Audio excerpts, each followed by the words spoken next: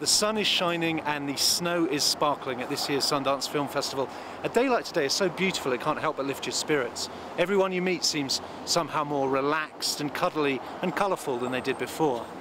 Even Mitt Romney.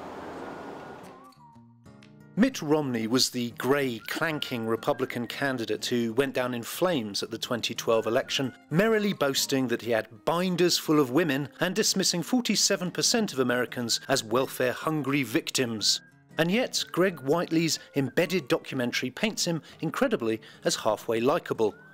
He's smart and relaxed and curiously aware of his own faults. He knows that he's seen as the flip-flopping Mormon, but what can he do? He says he can't change the latter. It would only prove the former. Now Romney, who's as rich as Croesus, actually has a holiday home nearby and came along to the public screening here at Sundance. Make of that what you will. My colleague Henry Barnes does not have a holiday home nearby, but he has been to the cinema. So they've got that in common at least. Thanks, Anne. Up here in the mountains they know how to party. We've got sun, we've got drinks, we've got a ropey covers band playing there in the background. Another place where they know how to throw a shindig is the fictional borough of God's Pocket, which is covered in the new film by John Slattery. Yes, well, it's less a party, more an endless round of drinking to forget, really, but, you know, potato, potato.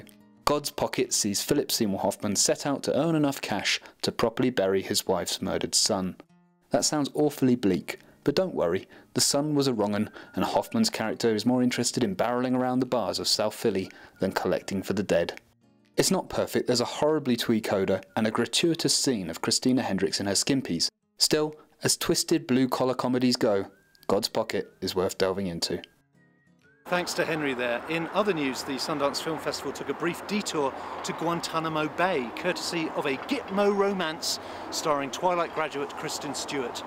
Thank heavens she wasn't wearing a hood. The American indie drama looks pale and sickly in Camp X-Ray, a well-meaning but misguided affair that gets lost behind the razor wire.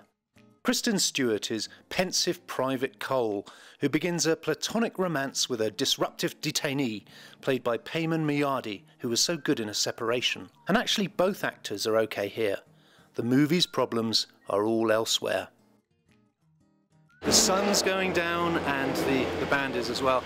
I think that's our cue to get the hell out of here. But we're back tomorrow reporting from the Sundance Film Festival.